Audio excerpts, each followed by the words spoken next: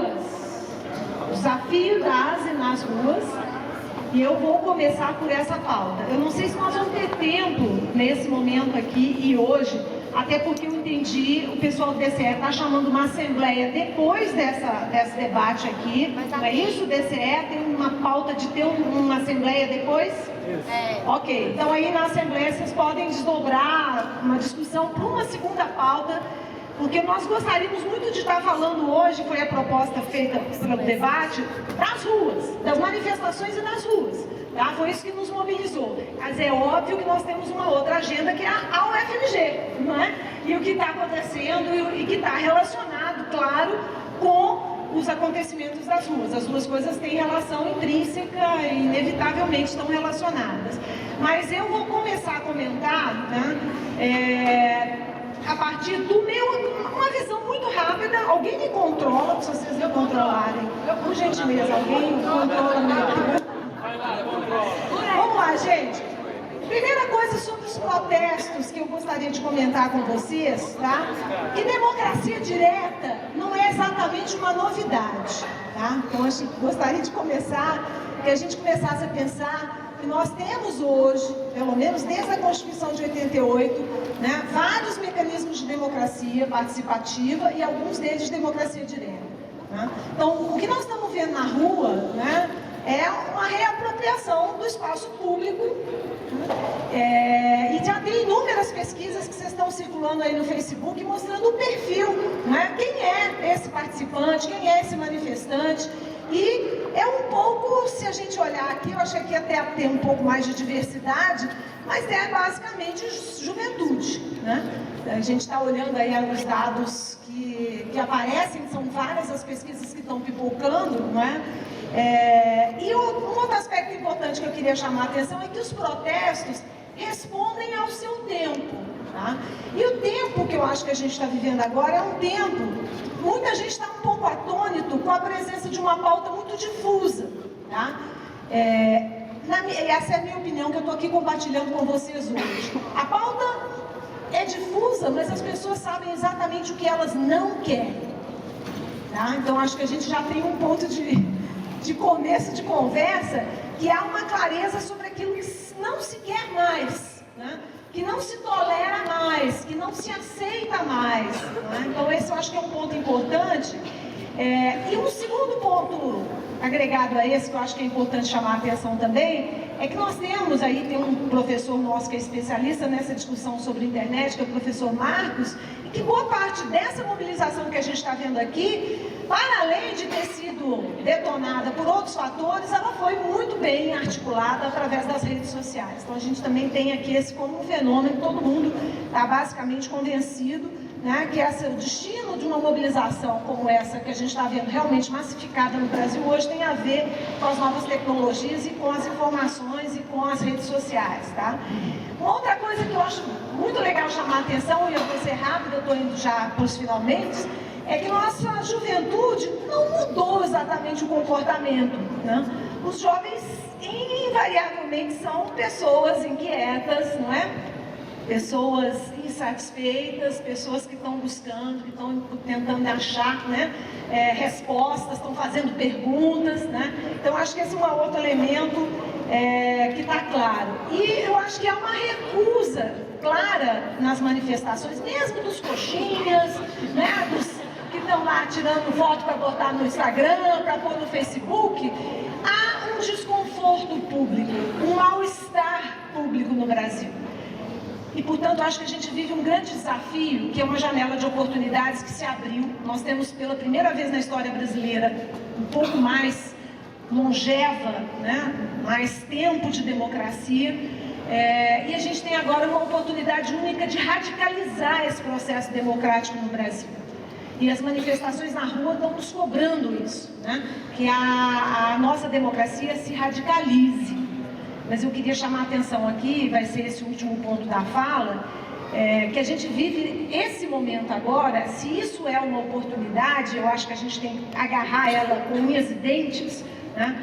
Ela é fruto de uma luta, né? Ela não apareceu aqui, não apareceu agora, né? A democracia é algo que vem sendo construído no Brasil, já falta um minuto, há muito tempo. né, quero chamar a atenção para isso, e é fruto de uma longa luta de outras pessoas, dos pais de vocês, dos avós de vocês, e portanto a gente tem aí um legado, né, que nós temos uma obrigação e a responsabilidade de dar continuidade a ele. E para que essa radicalização da democracia que a gente deseja e quer ver acontecer no Brasil, cada um de nós aqui quer ver essa radicalização democrática viver, né, acontecer, florescer, frutificar no Brasil, a gente tem que estar vivo, inteiro, atento. E nós temos um cenário amanhã de um confronto anunciado. Um cenário claramente delineado pelas forças todas que estão aqui, inclusive no campus e fora do campus, de um confronto anunciado. A polícia já está dizendo que vai fazer o confronto. Ninguém aqui, em sã consciência, vai dizer para as pessoas não irem para a rua, porque também não ia adiantar, não é? Falar isso. Não é esse o ponto, não é? Eu acho que é para ir para a rua, mas não é para ir para o enfrentamento corpo a corpo, para morrer nas balas, porque eles estão dispostos, gente, a ir para a bala, que não é bala só de borracha. E nós estamos no fio da navalha. Eu acho que a gente tem, como professor aqui, fazer uma análise de conjuntura e ter a clareza que nós vivemos um momento muito frágil e bonito. Ele pode continuar, ele pode frutificar e ele pode florescer. Mas basta um cadáver no colo da Dilma para que tudo isso desande e a gente tenha todo um descontrole e os oportunistas, os golpistas, né, os oligarcas, os patrimonialistas ocupem e façam de novo um momento que a gente não quer assistir.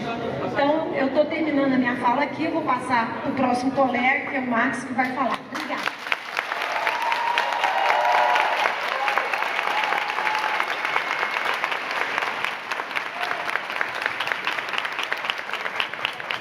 Bem, gente, boa noite a todos e a todas.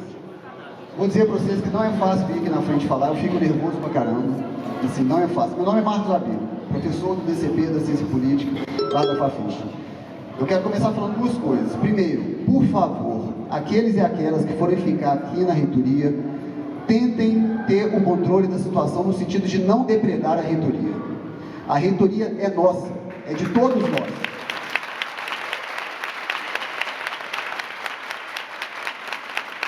Procurem criar uma comissão, um comitê de controle entre vocês, fiquem atentos a possíveis infiltrados e não depedrem esse patrimônio que é cada um de vocês, que é de cada um de vocês, que é do povo brasileiro. Fiquem atentos aí. Segunda coisa, eu queria só fazer um parêntese em relação a algumas falas que nós escutamos lá da Fafiche no meio das manifestações. Eu participei de 4 manifestações. Eu vi vários, estive com vários professores da Fafiche, vários alunos e alunas, com diferentes bandeiras, das mais variadas que estavam lá presentes. E eu queria fazer um ato de desagravo à faculdade da Fafiche, à Faculdade de Filosofia e Ciências Humanas, pelo fato de falarem que a gente não participa das ruas, que a gente não vai para as ruas. E nós estamos sim nas ruas, professores e alunos. Essa é outra coisa que eu queria falar para vocês. Agora, em relação às manifestações. Se vocês me aplaudiram até agora, talvez no final vocês me vaiam. Eu vou ser muito objetivo e tentar pensar um pouco do que está acontecendo. Nós estamos vivendo uma onda de protestos. E as ondas de protestos, elas têm um movimento normalmente que promove uma primeira manifestação em função de uma oportunidade política, né? Nós temos a oportunidade política, que é a visibilidade que o Brasil tem com a Copa das Confederações. O MPL foi muito estratégico, muito inteligente e começou as manifestações. Tivemos em seguida o apoio da Polícia Militar de São Paulo, que fez o que fez, né? Batendo no povo naquela quinta-feira. Essas imagens circularam o Brasil e o mundo, as pessoas foram solidárias e foram para as ruas também. Outro ponto, outros movimentos sociais, ao perceberem que aquela estratégia de ação do MPL funcionou, vão para a rua também. É o que a gente chama de caronas, mas sem nenhuma questão valorativa falando que eles são errados, etc. Eles foram porque perceberam também que aquela era uma oportunidade política de fazer e se colocar e colocar as suas demandas. Estavam todos lá, os mais diferentes movimentos. Movimento feminista, movimento LGBT,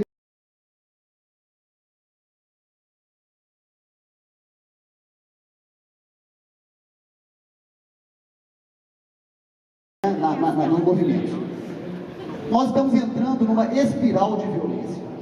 Para cada manifestação, você tem uma reação do poder público através da polícia, da Força Nacional e do Exército que vai estar aqui amanhã. A questão é, a quem interessa essa violência? É isso que eu quero que vocês pensem. A quem interessa uma escalada de violência? Esse é o primeiro ponto que eu queria colocar para a gente discutir. Porque no limite, quando a onda de protestos começa a cair, os grupos mais radicais não querem que ela passe e começam a ser mais radicais e sendo mais violentos. E eu não estou aqui falando contra a violência, não. Porque os movimentos sociais têm o papel de tensionar a democracia instituída. A democracia é um processo, nós estamos sempre construindo a democracia. E cada vez mais nós temos novos atores e novas demandas. Falta um minuto, pois é. Mania de falar, né? Se você tem novos atores e novas demandas, eles têm que ser incluídos no processo. Inclusive para poder questionar o próprio sistema democrático. Essa é a questão-chave. Se você tem uma democracia instituída, que é um processo, os movimentos sociais puxam a corda, tensionam. E ao tensionarem, eles têm várias estratégias de ação, que podem ser manifestações, ocupação de espaços, inclusive o uso da violência. A violência é uma estratégia de ação. Agora, a radicalização e essa espiral de violência, nós temos que pensar a quem interessa. Esse é um ponto. O outro ponto é o seguinte: quem tem ido às manifestações tem visto as mais diversas demandas, pluralidade, grupos distintos, todo mundo defendendo qualquer coisa que acha que seja valioso. Mas quando a gente vê as imagens na televisão, o que aparece são imagens de cima falando basicamente que é uma questão difusa e que é contra o governo federal, por conta da corrupção, o que for. Vocês que estão lá nas ruas com a faixa do movimento LGBT, movimento feminista, não estão aparecendo nas manifestações. A quem interessa não que vocês não apareçam? Essa é a pergunta. É para os meios de comunicação de massa, não gosto de generalizá-los, mas a gente está vendo a cobertura que a Globo está dando. A cobertura da Globo é uma cobertura alienante. Vá, vista-se de amarelo, cante o hino nacional. É isso que eles estão falando para a gente. Agora, é isso que vocês estão querendo? Não. Se não é isso, eu tenho duas propostas. Vamos ver se eu consigo elaborá-las, que eu estou nervoso pra caramba. Eu fico, fazer o quê?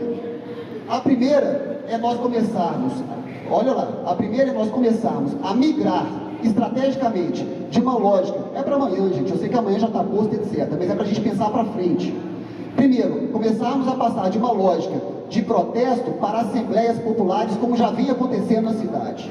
Nós temos assembleias...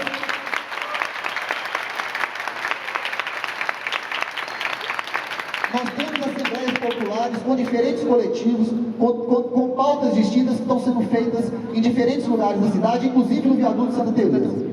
Podem lá participar, você vê que a galera está discutindo, etc. Então, a proposta seria começar a mudar a estratégia. Nós já tivemos a visibilidade, nós já pressionamos a galera. Por que não passar de uma fase que é difusa para uma fase mais propositiva? Essa é uma proposta. E em função do que eu falei anteriormente, de que, no limite, as demandas de vocês não aparecem, nós percebemos claramente nas ruas que há uma insatisfação com o prefeito, fora Lacerda, com o governador do estado. Por que não, amanhã, parcela dos 50 mil, 60 mil, 100 mil que aparecerem lá, ao invés de ir todo mundo para o Mineirão, e eu fui e tomei gás lacrimogêneo, pedi o cabaço lá, provei aquele negócio, gás lacrimogêneo na cara, chorei, fiquei sem voz, aquelas coisas todas, né? Muitos de vocês devem ter passado por isso também.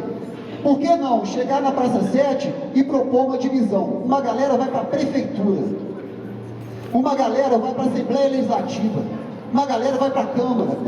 Sabe por quê? Se tem essa espiral de violência. E cara, na última manifestação nós vimos claramente todo mundo saindo da Praça 7 achando lindo, tirando foto e falando, tá tudo pacífico. Eu olhava para a galera e falava assim, é igual boi indo para o abate, todo mundo sabia que ia tomar porrada. Todo mundo sabia que ia tomar porrada. E fomos lá. É uma estratégia? Estou fechando. É uma estratégia? É. Mas a minha proposta para amanhã é isso, é dividir a galera, nós vamos ter muita gente, e por que não deixar claro para a imprensa que vai cobrir que a questão é o prefeito, que a questão é o governador, e a questão não é só o Mineirão, porque o Mineirão é uma das pautas, não é todas as pautas. Valeu!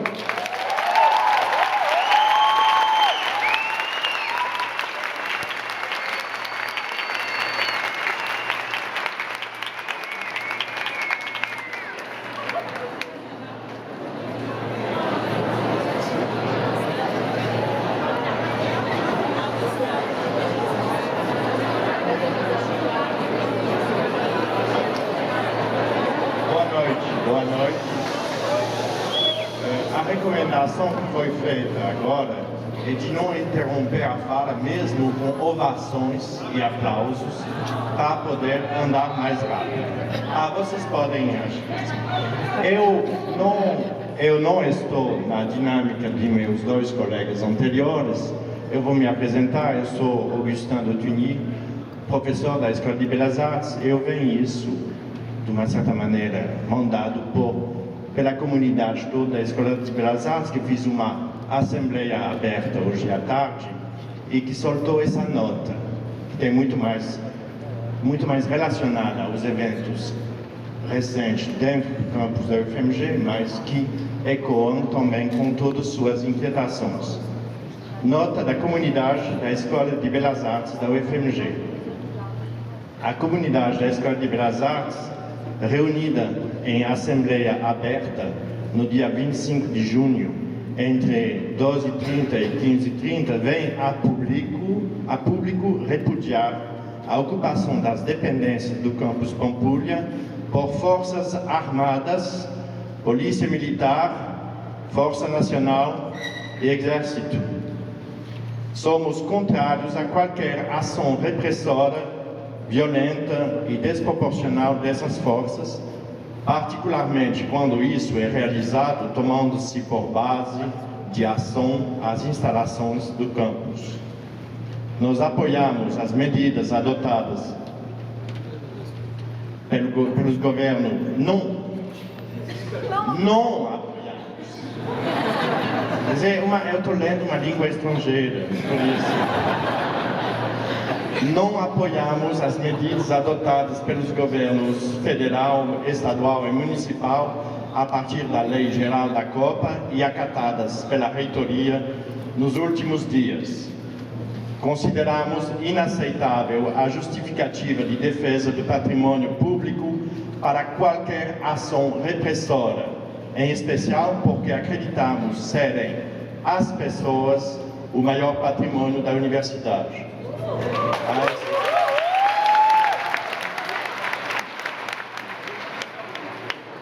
A Escola de Belas Artes apoia as manifestações populares e acredita que um país democrático se constrói com participação e exercício da cidadania.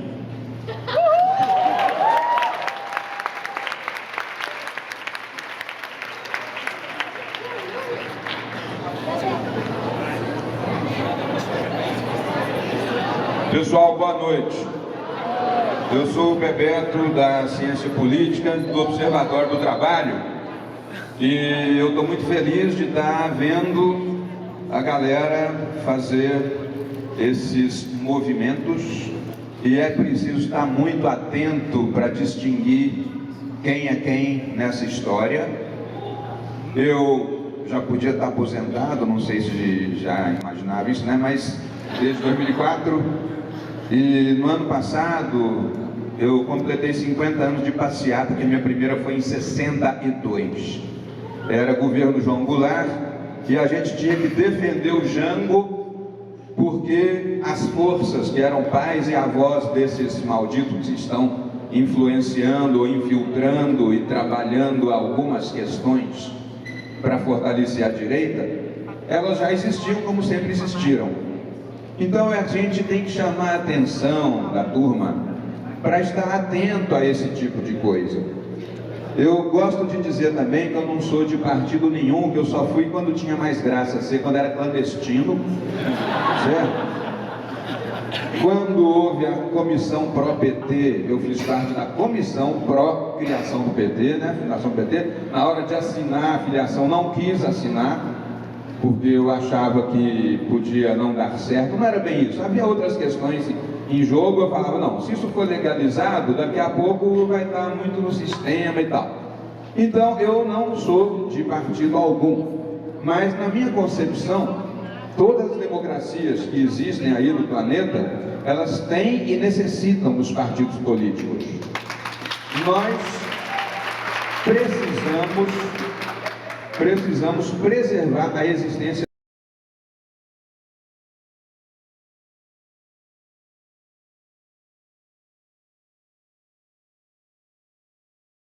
governo Fernando Henrique para acabar com as estatais, vender tudo, privatizar tudo. O Brasil perdeu a Usiminas, perdeu a Vale, tá? E havia uma das pechas que jogavam nessas estatais, é que elas tinham corrupção, que elas eram cabide de emprego, então não era melhor modificá-las, reformá-las e preservá-las enquanto patrimônio público? Essa era a lógica contrária à privatização, que acabou por avançar bastante, né? E é dentro dessa lógica que a gente tem que distinguir muito bem entre o público e o privado. Esse congresso que nós temos, ele tem mais de 40% da sua composição de proprietários de meios de produção, de empresários. Se você ainda acrescenta aí uma bancada evangélica, que eles não se sentem empresários, tem igreja igual tem empresa, mas eles não acham que é assim, certo? Então a gente tem que estar vigilante aí também. O que significa nesse momento que nós precisamos pensar mais? Os movimentos conseguiram fazer com que o executivo, no caso a presidenta, dissesse coisas muito interessantes. Compete a nós acompanhar esse processo. Eu me lembro que em 14 de março de 64, depois que o presidente Jango assinou o primeiro decreto de reforma agrária, que acabou sendo revogado, e assinou um decreto que estatizava as refinarias particulares, no dia seguinte a manchete dizia, a manchete do jornal Última Hora: povo com Jango começa as reformas. Eu estou olhando, estou vendo o Brasil numa condição um pouco parecida. Evidentemente nós estamos há 50 anos daquela época, vai fazer ano que vem o maldito golpe militar, mas a gente tem que lembrar que as forças são basicamente as mesmas, os dois campos são basicamente os mesmos. Existe um campo que não gosta do Brasil e faz de tudo, inclusive ajudar a promover passeata cheia de bandeira brasileira, que é um campo que está com os olhos lá fora e mostrando a bunda para os brasileiros, tá? E há um outro campo que é o democrático popular e que procura fazer reformas no sentido de dar a melhor condição de vida e vida digna do nosso povo. Então, nesse sentido, eu volto a insistir nesse ponto, não sou de partido nenhum, mas eu acho importante, nesse momento, a gente respaldar, a gente apoiar, acreditar naquilo que a Dilma colocou e cobrar do Congresso, porque é o Congresso que decide efetivamente. Então, nós temos que ter esse sentido de cidadania. Tá? Não estou dizendo que eles são honestos, que eles são bonzinhos, não são nada disso, são dono de fazendeiro, de pastor, de vagabundo, de filho da puta. Certo? A instituição em que eles estão é uma ferramenta da democracia. Ainda não me disseram nenhuma que possa substituí-la, infelizmente, né? Mas a gente aos poucos vai trabalhando a democracia cada vez mais participativa, cada vez mais poderemos fazer as coisas diretamente. É só isso, e eu acho que todo mundo tem que estar na rua amanhã, mas muito cuidado aqui perto, porque nesse momento esse território não vai pertencer ao Brasil.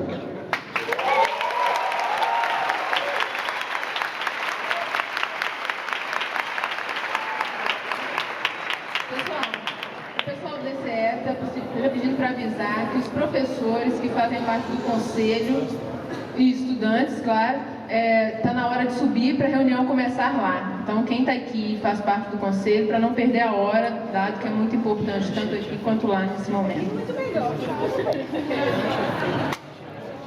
Bom, eu sou Guiomar, sou professora da Escola de Ciência da Informação e trabalho com a temática de direitos humanos.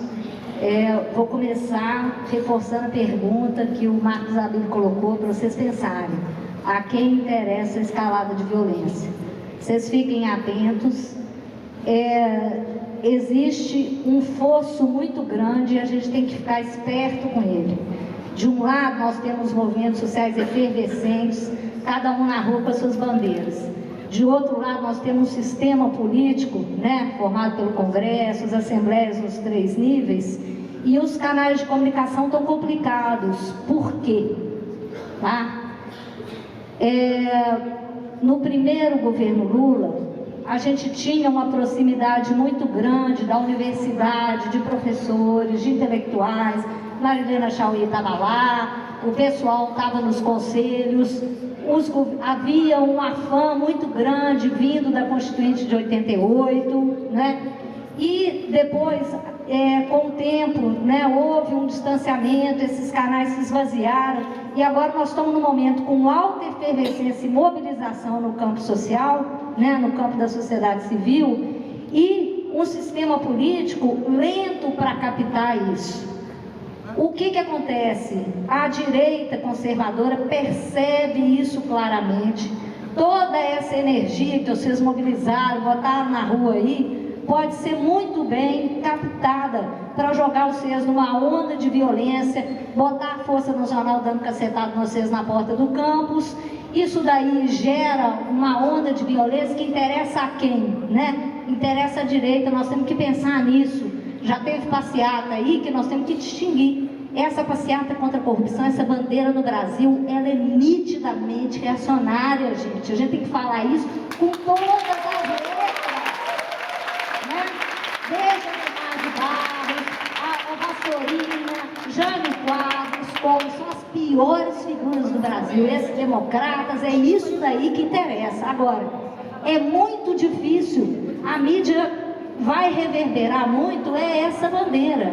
Então, assim, eu acho que a manifestação está aí, está na rua, mas a gente precisa, eu queria pensar essa proposta que o Marco Abílio está colocando aí, a gente precisa aprofundar, a gente precisa dirigir amanhã uma parte grande da manifestação. Vocês é que têm liderança, nós não temos mais não, nós temos que refletir, ficar aqui mesmo, botando água fria. Agora, vocês que são liderança, gente, tem que cada um fazer seus cartazes, mas essa demanda é para quem? Vamos para a Assembleia, é um transporte municipal, vamos pôr na placa da Prefeitura, na Câmara dos Vereadores. É um transporte interregional, vamos levar isso para a Assembleia Estadual, tá? Vamos caminhar para lá, vamos deixar isso daí nas portas e vamos ocupar, gente, a mídia e ficar atento com a manipulação. Não sei se vocês viram na página dos atingidos da Coba, gente denunciando que fulano era P1, P2, P3, mentira, tinha gente que era do movimento social. Então, assim, tem muita gente querendo confundir, manipular, distorcer. Então, assim, é ficar atento. Eu só queria deixar minha última frase aqui, é o seguinte: não vamos ser boi de piranha da direita, gente. Isso já aconteceu no país. Atenção, ó. É isso aí.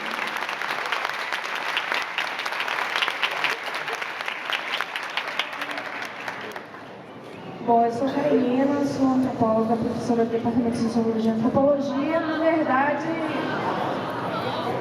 Na verdade, eu não tenho nenhuma sugestão, nada para dizer. Eu só queria pegar um ponto que também foi da fala do Marcos Abílio e que a Guiomar acabou tocando aqui. Quando eu me inscrevi, era exatamente nisso que eu queria enfatizar. Eu acho que um dos grandes méritos, a mim me parece como antropóloga, me parece um mérito desse movimento todo que a gente está vivendo, é essa diversidade de pautas. Ao contrário do que a imprensa vem vendendo, né, que é difuso, a gente sabe muito bem o que a gente quer, né? E essas bandeiras estão todas aí na rua, inclusive os coxinhas, mas enfim. Então, eu acho que é super importante a gente ter em mente agora uma reflexão sobre essa escalada de violência, de fato, como os dois já chamaram a atenção aqui. Né? Aqui interessa a produção de um cadáver para colocar no colo da Dilma. Ela não precisa de nenhum cadáver, porque como a gente já discutia aqui, né, durante as falas, eu, Andrei, Rogério, entre outros, esse governo já tem muitos cadáveres de indígenas no colo. Né? Então, se esse movimento é um movimento de muitas pautas, e aí eu estou puxando a brasa para minha sardinha, porque essa é a minha pauta. Se esse é um movimento de muitas pautas, a gente não pode deixar que elas se percam nesse discurso midiático que quer colocar a coisa como difusa.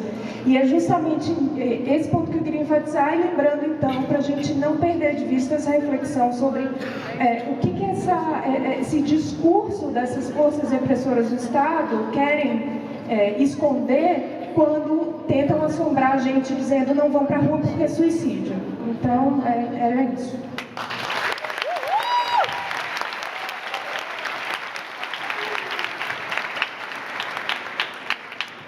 Gente, boa noite.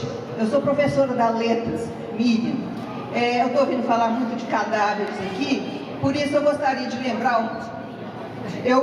lembrar um cadáver que desapareceu, a gente não vê na imprensa, a gente não está vendo aqui, que é o cadáver da Cleonice.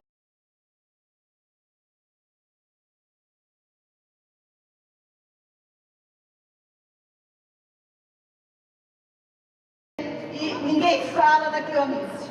E esse silêncio está me incomodando demais. Eu gostaria que a gente lembrasse da Cleonice.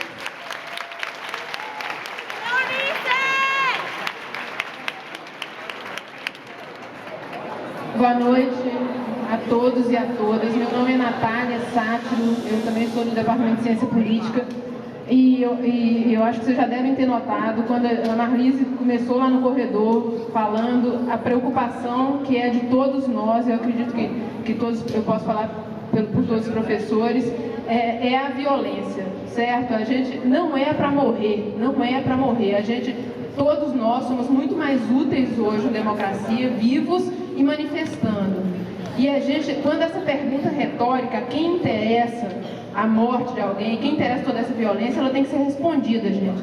É necessariamente a direita. Quando a gente está falando de fascismo, quando a gente está falando de partidos fracos, a gente está falando da possibilidade de fortalecer a direita, certo? Quando a gente está falando de fascismo é porque Hitler acaba com os partidos, você está entendendo? E a gente não, quando a gente destrói as instituições, a gente não sabe quem vai estar lá. E aí a gente fica vendido.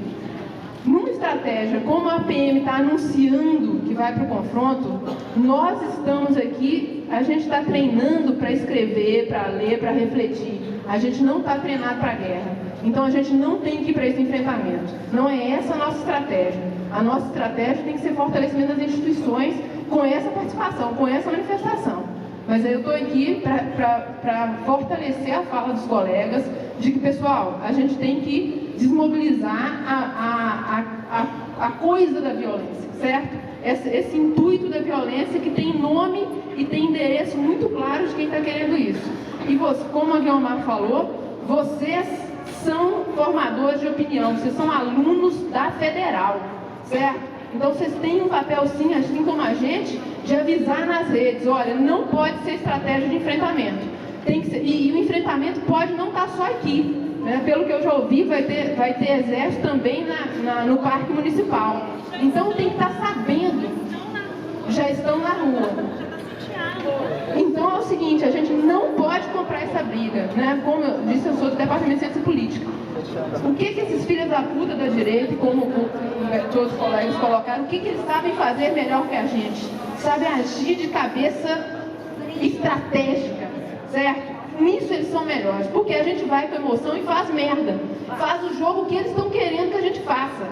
Então a gente tem que se segurar e tem que de fato se mobilizar no sentido assim, de montar grupos para barrar a ida para o enfrentamento, porque vai ser boi de piranha, como ela falou, como o Marcos Abílio falou.